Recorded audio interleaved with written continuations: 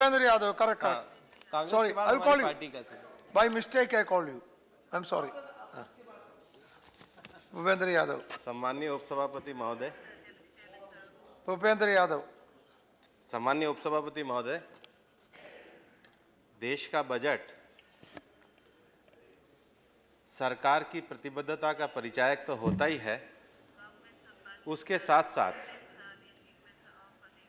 कभी भी देश का बजट वर्तमान परिस्थितियां और केवल घरेलू परिस्थितियां नहीं, वर्तमान वैश्विक परिस्थितियों में जो हालात हैं उसको देख करके बनाया जाता है। मैं हमारे माननीय प्रधानमंत्री जी और माननीय वित्त मंत्री जी का आभार व्यक्त करना चाहूँगा कि यह जो बजट उन्होंने भारत के परिवर्तन का बजट बनाया है, ये एक ऐसी परिस्थिति में बनाया है जब पिछले 2 वर्षों में 13% कम वर्षा होने के कारण हम मौसम के संकट से उलझ रहे हैं। उसके साथ साथ दुनिया भर में जो वैश्विक मंदी का जो दौर प्रारंभ हुआ है, उसके मद्देनज़र ये बजट आया है।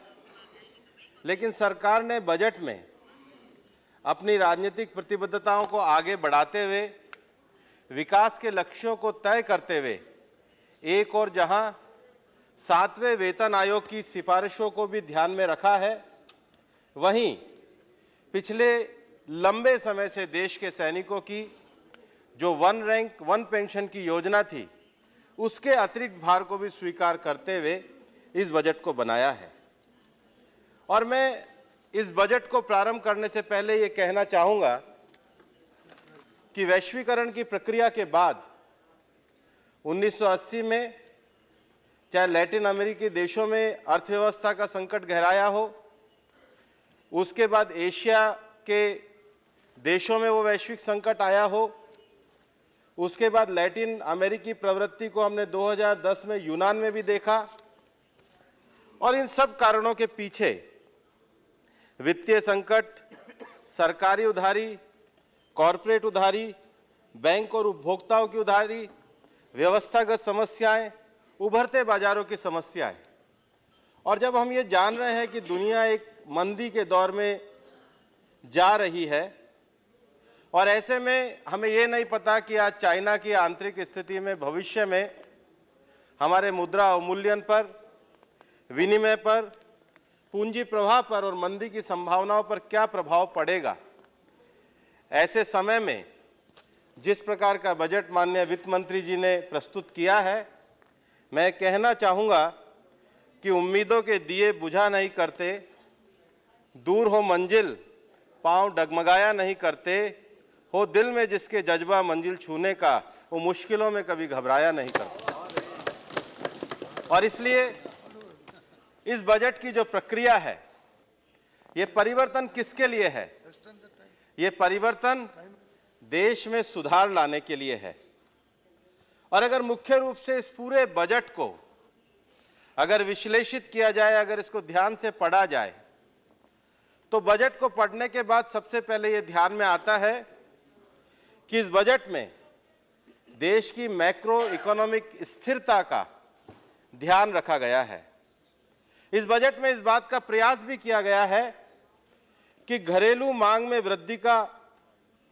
वृद्धि हो, जिसके कारण देश में अपने मांग की आपूर्ति करने का सामर्थ्य विकसित हो, और जो देश में एक लंबे समय से जो इकोनॉमिक रिफॉर्म्स हैं, उनमें प्रक्रियागत सुधारों को आगे बढ़ाया जाए। अभी माननीय राजीव शुक्ला जी भी कह रहे थे कि बहुत सारे योजनाएं उनके समय से चल रही थी, हम स्वीकार करते हैं, लेकिन 10 साल के यूपीए के शासनकाल में अगर कोई सबसे बड़ा आरोप लगता है तो पॉलिसी का नहीं है, पॉलिसी पैरालिसिस का आरोप है, अनिर्णयता का आरोप है। निर्णयों को लंबे समय तक नहीं लेकर के जो विकास के काम और जो संस्थागत सुधार होने चाहिए थे, उसको ना करने का आरोप है। और भारत एक ऐसी परिस्थिति में पिछले 10 सालों में था जब लोगों को लगता था कि इस अनिर्णय की स्थिति के कारण देश में अनिश्चितता की स्थिति बन रही है। और इसलिए प्रक्रियागत सुधारों को करते हुए हमने उस अनिर्णय से जो अनिश्चितता की स्थिति देश में पैदा हुई है उसका छुटकारा दिलाने का काम किया है और देश से पॉलिसी पैरालिसिस को समाप्त करके जवाबदेही और उत्तरदायी शासन की प्रक्रिया शुरू करी है। और इसलिए जब बजट में माननीय वित्त मंत्री जी ने जो विश्लेषण दिया उसको अगर आप पढ़ेंगे तो पिछले 10 सालों में जो यूपीए का शासनकाल था उसमें देश में 70 बड़ी परियोजनाएं लंबित पड़ी हुई थी किसी न किसी कारण से। लेकिन 2 साल में सरकार में आने के बाद वो जो 70% परियोजनाएं लंबित पड़ी हुई थी उनमें से 85% योजनाओं को अब पटरी पे ला दिया है और भारत अब पटरी पर आकर के चलना प्रारंभ हुआ है। और ऐसा करने के साथ साथ सरकार ने इस बजट पे जो एक अपनी प्रतिबद्धता को जाहिर करी है, क्योंकि मैं ये कहना चाहता हूं कि प्रक्रियागत और जवाबदेही और उत्तरदायी शासन देने के लिए सरकार ने इस बजट में यह प्रावधान किया है कि प्रत्येक नई स्कीम जो सरकार लेकर के आएगी उस नई स्कीम की समयवत परीक्षा करके उसको एक समय के साथ समाप्त करने का काम और उसकी जवाबदेही सुनिश्चित करने का काम यह इस बजट में किया है, जो हिंदुस्तान में नए परिवर्तन की ओर ले जाने का काम करेगा। और इसलिए सबसे बड़ा विषय इस देश में सामाजिक न्याय का है। और मुझे कई बार आश्चर्य होता है, मैं जब लौट के अपने गांव में देखता हूं, मुझे लगता है कि समाज का पिछड़ा वर्ग आगे क्यों नहीं बढ़ा। तो ध्यान में यह आता है कि संविधान में अनुच्छेद तो आजादी के समय में आ गया था, लेकिन 1950 से लेकर 1990 तक 40 साल को पिछड़े वर्ग को आरक्षण नहीं मिला। तो उसका कारण वो शासन करने वाले लोग थे जिन्होंने इस सामाजिक न्याय के काम को 40 साल तक बढ़ाने की तो बात दूर, प्रारंभ भी नहीं करा था। लेकिन हमने सामाजिक न्याय के प्रतिमानों को उसके साथ साथ कौशल विकास और नए स्टार्टअप को प्रोत्साहन देकर के लिए भारत में स्थिरता और निवेश के स्थान के रूप में देश को स्थान दिलाने का प्रयास किया है। और अगर इस बजट में हम देखेंगे कि भारत में इस बजट में कृषि क्षेत्र में 84%, शिक्षा, स्वास्थ्य और सामाजिक क्षेत्र में 9%, ग्रामीण विकास और पेयजल में 13%, इंफ्रास्ट्रक्चर और ऊर्जा के क्षेत्र में 22%। कल नरेश अग्रवाल जी कह रहे थे महिला कल्याण के बजट में 12%। अभी डी राजा जी कह रहे थे शेड्यूल कास्ट सब प्लान में 15% और शेड्यूल ट्राइब सब प्लान में 12% की वृद्धि करके सरकार ने अपनी इच्छा शक्ति को दिखाया है। जिन क्षेत्रों में पैसा खर्च किया जाना चाहिए था, जिन क्षेत्रों में विकास, बता रहा हूं हनुमंतैया जी, आपका मेरा सब्जेक्ट एक है, जिन प्रक्रियागत विषयों को आगे बढ़ाने वाली बात थी, उन विषयों को आगे बढ़ाने का प्रयास सरकार ने किया है। सरकार ने अपनी प्रतिबद्धता को आगे बढ़ाया है। हमें पिछले लंबे समय में जब देश आजाद हुआ और उसके बाद अगर 2010 तक पिछले 67 सालों की यात्रा को अगर हम देखेंगे तो देश एक सीमित समाजवाद के रूप में हमने अपने देश की आर्थिक विकास यात्रा को शुरू करा। वो सीमित समाजवाद 1970 आते आते लाइसेंसवाद में बदलता हुआ चला गया और उस लाइसेंसवाद के बाद हमने वैश्वीकरण को तो आगे बढ़ाने का प्रयास किया, पर हम ग्लोबलाइजेशन की जगह मार्केटाइजेशन की ओर चले गए, बाजारवाद की ओर चले गए और हमारा जो कैपिटलिज्म था वो क्रोनी कैपिटलिज्म में परिवर्तित हो गया। कांग्रेस ने कभी भी, अगर देश का इतिहास लिखा जाएगा तो कोई ये बता नहीं पाएगा कि 70 साल में आपकी नीतियों की निरंतरता गई क्यों। मैंने देखे कोई आपका कभी आज तक पिछले 5, 7, 10 सालों में कोई आपका नेशनल एग्जीक्यूटिव का कोई ऐसा रेजोल्यूशन मैंने कभी आज तक कोई राजनीतिक आपका विचार मेरे को पढ़ने को नहीं मिला आपकी पार्टी का कि आपने आखिर भारत को कभी समाजवाद, कभी पूंजीवाद, कभी बाजारवाद, कभी तरह तरह के निरंतर प्रयोगों के लिए आप अपने विषय को करते रहे, लेकिन ये बदलाव क्यों किया और इसका फायदा क्या हुआ? कुल मिलाकर 67 सालों में हम देश में पानी, बिजली, सड़क, चिकित्सा जैसे मुद्दों का समाधान नहीं कर सके, पलायन का समाधान नहीं कर सके। और इसलिए इस बजट में व्यवस्था सुधार करके परिवर्तन की ओर भारत को स्थिरता और अवसरों की कार्यस्थली में बदलना, इस लक्ष्य को इस बजट में माननीय वित्त मंत्री जी ने प्रस्तुत किया है। और ये बात मैं क्यों कहना चाहता हूं, एक बहुत अच्छे गांधीवादी कवि हुए हैं, वो गांधीवाद से निकले हुए लोगों की एक श्रृंखला थी जो अलग चली गई थी। कभी ठाकुरदास बंग थे, सिद्धराज डड्डा थे, काका साहब कालेलकर थे, बाद में वो रुके नहीं आपकी राजनीतिक धारा में। ऐसे ही एक कवि हैं भवानी प्रसाद मिश्रा। मैं उनकी कुछ पंक्तियों को पढ़ना चाहता हूं, फिर मैं अपने विषय को कहना चाहूंगा। और उन्होंने, भवानी प्रसाद मिश्र ने जो लिखा, कई बार बहुत सटीक हमारे विश्लेषण को, उस समय के राजनीतिक विश्लेषण को करते हुए उन्होंने कहा कि इस साल हर साल से पानी बहुत ज्यादा गिरा, पिछले 50 वर्षों में किसी को इतनी ज्यादा बारिश की याद नहीं, न खाइया कभी ऐसी भरी न खंदक, न नर्मदा कभी ऐसी बही न गंडक। आगे जो कहते हैं, उन्होंने कहा कि पंचवर्षीय योजनाओं के बांध पहले नहीं थे, मगर वर्षा में तब के लोग एक गांव से दूर दूर गांव तक सिर पर सामान रखकर टहलते नहीं थे। और फिर लोग कहते हैं कि जिंदगी पहले दिनों की बड़ी प्यारी थी। और मैं सोचता हूं, यह सब कहने वाले, इन्हें ना 50 साल पहले खबर थी गांव की, ना आज है। यह शहरों में रहने वाला जैसे भारतीय समाज है। हमने गांव को सोचा कब? हमने गांव को विकास का आधार बनाया कब?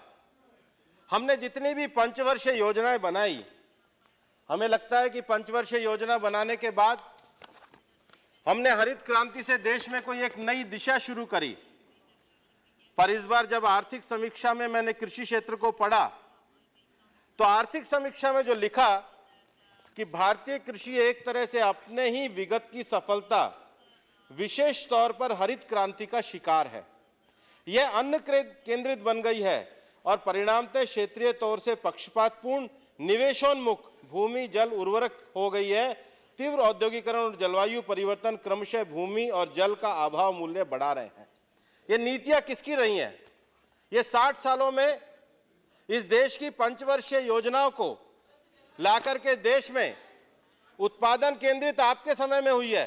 किसान आपकी नीतियों के कारण 67 सालों में आत्महत्या करने को मजबूर हुआ है, क्योंकि हमने इस विषय को पहचाना। और इसलिए एक कहा जाता है, कभी कभी आप लोग कहते हैं कि आप मनरेगा लाए। मनरेगा लाने का एक बहुत बड़ा कारण यह था कि 67 सालों में आपकी नीतियों की में स्थिरता और निरंतरता ना होने के कारण, लगातार भटकाव होने के कारण, आप देश के मूल विषयों को जो नीचे तक सुविधाएं पहुंचानी थी, वो पहुंचाने में कामयाब नहीं रहे। और इन नीतियों को अगर पंचवर्षीय योजनाओं का भी अध्ययन किया जाए और मनरेगा के 10 साल को अध्ययन किया जाए, तो किसी ने मुझे कहा कि ऐसा कहा गया है, you give a person one fish, he will eat the fish but be hungry after eating fish, but if you teach a person how to catch a fish, he will never be hungry forever। आपने अकुशल रोजगार तो पैदा किया, लेकिन उसको स्थायी रूप से 10 साल में परिवर्तित करने के लिए क्या किया? स्थायी परिसंपत्तियों को बनाने के लिए क्या किया? अगर किसी क्षेत्र में सूखा पड़ा है, किसी क्षेत्र में अतिवृष्टि हुई है, किसी क्षेत्र में पलायन हुआ है, तो आपने तो केवल 1 वर्ष में 3 महीने का, 6 महीने का रोजगार दिया। और उसके भी जो आंकड़े हैं, अगर आप संसद की स्थायी समिति के आंकड़े अगर आप पढ़ेंगे, अगर आप कैग की रिपोर्ट को पढ़ेंगे, तो उसमें भी फर्जी बिलों के आधार पर भुगतान किया, जिसको स्वीकार किया गया। तो योजनाओं की जो सफलता है, वो परंपरागत रूप से देश के ग्रामीण विकास को कोई दिशा देने में सफल रही, ऐसी स्थिति पैदा नहीं हुई। और इसलिए इस बार सरकार ने, इस बार मनरेगा में देश के उन जो 250 क्लस्टर हैं जो डार्क जोन में हैं, जहां पर स्थायी रूप से पानी के प्रबंधन के लिए परिसंपत्तियों का निर्माण करने की आवश्यकता है, वहां पर दीनदयाल अंत्योदय मिशन के द्वारा मनरेगा को केवल एक अस्थायी आधार पर नहीं, मनरेगा को स्थायी आधार पर परिसंपत्तियों का निर्माण करके ग्रामीण क्षेत्र को बढ़ाने का प्रावधान किया है।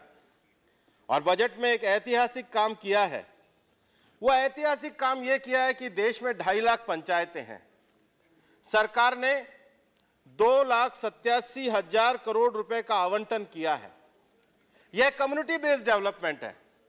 आखिर 2,87,000 करोड़ रुपए का जो आवंटन किया है, अगर आप देखेंगे तो एक पंचायत के हिस्से में 80 लाख रुपया और एक छोटे कस्बे के हिस्से में 21 करोड़ रुपया साल का आएगा।